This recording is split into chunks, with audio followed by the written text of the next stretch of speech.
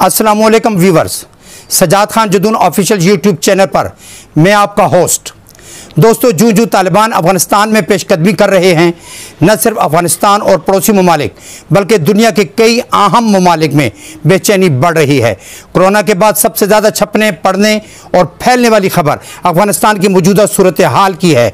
इस मौजूद से जुड़ी खबरें जो अफगान सूरत हाल पर दिलचस्पी लेने वालों के जहनों में गर्दिश कर रही हैं वो ये हैं।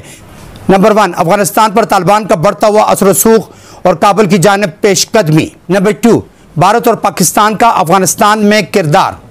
नंबर 3, अमेरिका यूं उजरत में अफगानिस्तान से क्यों निकल रहा है। नंबर 4, क्या अफगान हुकूमत और फौज में तालिबान से मुकाबला करने की सकत है। नंबर 5, अफगानिस्तान का मुस्तकबिल आखिर क्या है। आइए दोस्तों, इन तमाम गर्दिश करती खबरों के मौज़ूआत का एक एक करके जायज़ा लेते हैं। जहां तक तालिबान की अफगानिस्तान में पेशकदमी और असर रसूख का ताल्लुक है, इसमें कोई शक नहीं कि तालिबान अफगान अशराफिया की नज़र में जितने काबिल नफरत हैं, इससे कहीं ज़्यादा अवाम को बहैसियत हुक्मरान काबिल कबूल हैं। तालिबान का साबिका दौर हुकूमत उनके नज़दीक आइडियल था, जिसकी कई वजूहात हैं। पहली ये कि तालिबान के गुज़िश्ता दौर में अफगानिस्तान के तूल अर्ज में मुकम्मल सुकून था। जब तक इक़्तिदार पर तालिबान का कंट्रोल था, किसी की जुर्रत नहीं थी कि वह हथियार उठाए या खाना जंगियों कत्ल गारतगरी करने का सोचे भी। दूसरी हकीकत यह कि तालिबान ने मुल्क में शरई कावानीन नाफिज कर रखे थे। अवाम के जान और माल के अलावा इज्जत व आबरू महफूज थे। किसी भी शहरी को अपने नुकसान का डर न था, क्योंकि जराइम के मुर्तकिब अफराद के लिए सख्त सजाएं मुकर्रर थीं।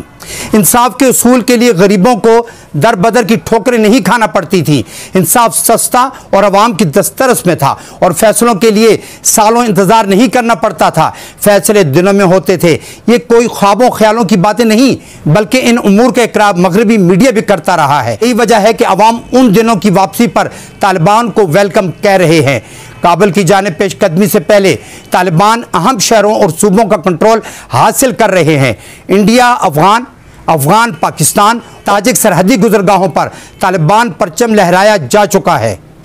इस हिकमत अमली की वजह से तालिबान का खौफ काबुल तक पहुंच चुका है, जिसकी तस्दीक अमरीकी ज़राए भी कर चुके हैं।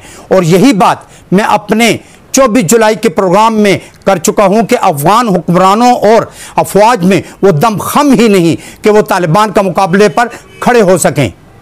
और 26 जुलाई का वाकया मेरी पेशन गोई को सच साबित करने के लिए काफ़ी है, जिसमें अफगान फौज के 5 अफसरान 46 जवानों समेत तालिबान के खौफ से सरहदी चेक पोस्ट पर अपना कंट्रोल बरकरार न रख सके और पाकिस्तान में दाखिल होकर पनाह की दरख्वास्त की, जिसे फौजी हुकाम ने कबूल कर लिया और बाद में उन्हें अफगान हुकाम के हवाले कर दिया गया।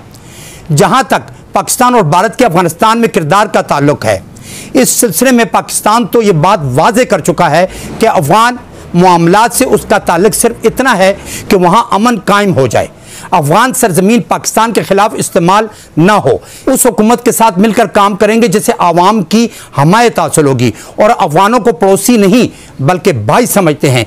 यकीनन इस वाज़ेह मौक़िफ़ के बाद पाकिस्तान का किरदार खुलकर सामने आ गया है। अफगान हुकाम और भारत की तरफ से फैलाई जाने वाली गलतफहमियों का जवाब सिर्फ इतना है कि अगर पाकिस्तान अफगानिस्तान में अमन का ख्वाह न होता तो तालिबान को मुज़ाकरात की मेज़ तक लाने में अपना किरदार अदा न करता। अफगान अमन का ताल्लुक पाकिस्तान और पड़ोसी ममालिक के हक़ में भी है। अफगानिस्तान में अमन होगा तो खित्ता मुआशी और इलाकाई तौर पर मजबूत होगा। तालिबान क़यादत हालिया दिनों में पाकिस्तान समेत ईरान, चीन और रूस का दौरा भी कर चुकी है, जिससे ज़ाहिर होता है कि तालिबान भी अफगानिस्तान समेत खित्ते में अमन चाहते हैं। यकीनन एशिया के जनूबी रीजन में अपने करतूतों और अज़ाइम के पस मंज़र में सिर्फ इंडिया ही वो वाहिद मुल्क है जो खित्ते में अमन का ख्वाह नहीं समझा जाता और अफगान हुकूमत भी भारत की राह पर गामजन दिखाई देती है। अगर इंडिया भी संजीदा हो जाए तो जनूबी एशिया में मुआशी इनकलाब बर्पा हो सकता है, लेकिन भारत के इरादे कुछ और हैं। वो अफगानिस्तान में मुख्तलिफ मनसूबों पर 4 खरब 84 अरब की सरमायाकारी कर चुका है, जिसके मकासद ये हैं। पहला, वो इस तरह से अफगानिस्तान को अपनी मुट्ठी में बांध रख सकता है। दूसरा, 34 अफगान सूबों में 450 मंसूबे इसलिए शुरू कर रखे हैं ताकि इन मंसूबों की आड़ में कायम जासूसी के नेटवर्क को हर लम्हा फहाल रखा जा सके, जिनके जरिए पड़ोसी ममालिक में बदअमनी पैदा की जाती है। तीसरा, पाकिस्तान और चीन के मंसूबे सी पैक के मद्देमुकाबिल अपना मंसूबा खड़ा करना है, जिसके तहत भारत से अफगानिस्तान, ईरान और सेंट्रल एशिया तक रसाई हासिल करना है। दोस्तों, आपको यह भी याद होगा कि भारतीय जासूस कुलभूषण ने भी इसी रास्ते को चुना। भारत से अफगानिस्तान और आगे ईरान और फिर ईरान के रास्ते पाकिस्तान के सूबे बलूचिस्तान में दाखिल हुआ था, लेकिन उसकी बदकिस्मती से उसे जल्द ही दर लिया गया। दोस्तों, इंडिया का किरदार अफगानिस्तान में यह है और बदनाम पाकिस्तान को किया जाता है, जिससे आप अमेरिका और अफगानिस्तान और दीगर मगरबी ममालिक के कमज़ोर इंटरनेशनल रिलेशन किरदार को जान सकते हैं और दूसरों के लिए कवानीन वज़ा करने वाले खुद कवानीन से कितने बेखबर हैं। रही बात अमेरिका के अफगानिस्तान से उजरत में निकलने की, तो अमेरिका ने अफगानिस्तान और बाद में इराक पर हमला करने में भी उजरत से काम लिया था। अमेरिका की ये हिस्ट्री है कि उसने ताकत के नशे में अकल पर हमेशा उजरत को तरजीह दी। दोस्तों, आपको ये भी याद होगा 1950 से 1961 तक कोरिया से लेकर वियतनाम और 2001 से 2003 तक अफगानिस्तान से लेकर इराक और दीगर ममालिक की खुद मुख्तियारी में दखलंदाजी अमेरिका की रवायत रही है।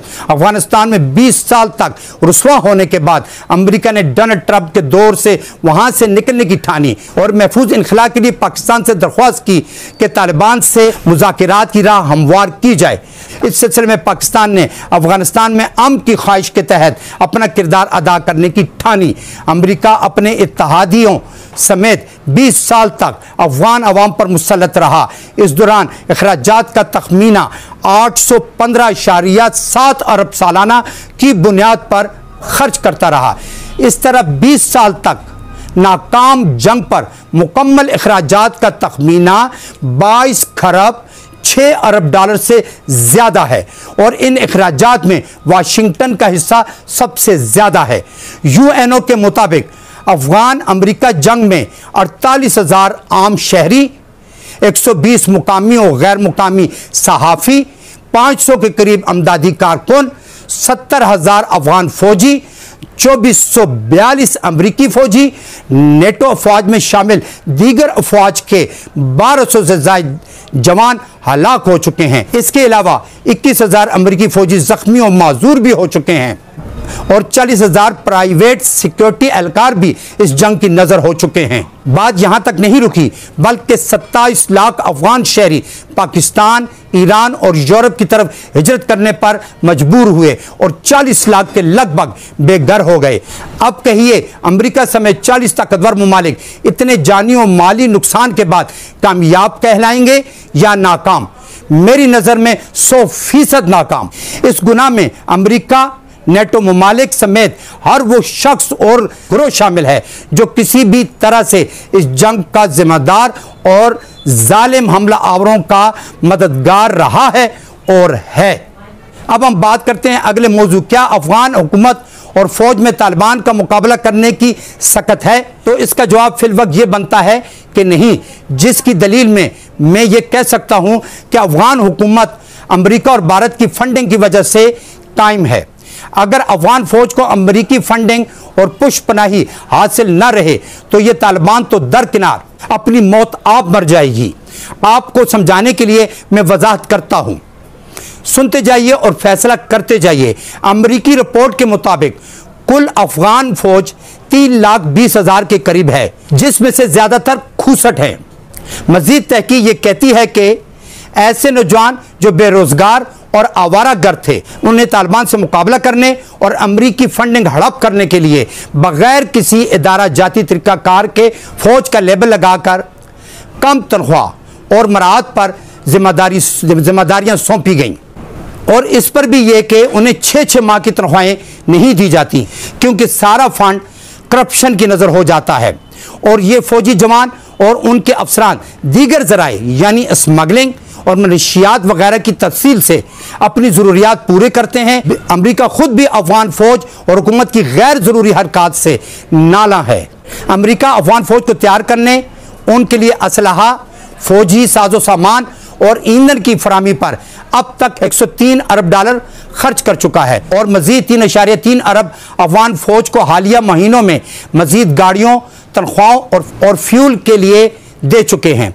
अफगानिस्तान के बजट का 80% हिस्सा अमेरिका और उसके इत्तेहादी पूरा करते हैं और बाकी 20% लूटमार, स्मगलिंग और मनशियात से पूरा किया जाता है। इन इक़दामात पर अमरीकी कांग्रेस अरकान खास से नाराज़ हैं और अफगान हुकूमत और फ़ौज पर मज़ीद अखराजात करने की मुखालफत ज़ोर पकड़ चुकी है। तो दोस्तों सुन लें, अमेरिका और उसके इत्तेहादियों ने मुआहदे की रोज़ से सितंबर 2021 तक अफगानिस्तान से इनखला करना है और 2024 तक अफगानिस्तान को 4 अरब डॉलर सालाना खुद को संभलने और खुद इन्हिसारी की पॉलिसी अपनाने के लिए देंगे। इसके बाद ये अखराजात भी बंद हो जाएंगे। तो सोचिए और फैसला कीजिए बगैर तअस्सुब और मुखालफत से हटकर, क्या ऐसी हुकूमत और फौज जो किराया प्लस लूटमार, स्मगलिंग और मनशियात पर कायम हो, वो भला कब तक मुकाबले पर खड़ी रह सकेगी? अब आते हैं आखिरी मौजू, अफगानिस्तान का मुस्तकबिल आखिर क्या है की तरफ। तो दोस्तों, हर जी शऊर और इंटरनेशनल इश्यूज को समझने और उन पर नजर रखने वाले का जवाब होगा, अफगानिस्तान का मुस्तकबिल वही होना चाहिए जो अफगान मुश्तरका तौर पर चाहते हैं। लेकिन तकरीबन 5 दहाइयों से हम देख रहे हैं कि अफगान शहरियों पर हमेशा ज़बरदस्ती ठोसी गई है। उन्हें अपने नुमाइंदे मुंतखब करने का मौका कभी भी मुयस्सर नहीं आ सका। सोवियत यूनियन के कब्जा से कबल और आज तक अफगानों पर ज़बरदस्ती की हुकूमतें राज करती आ रही हैं और अफगान दर बदर की खाक छानने पर मजबूर हैं।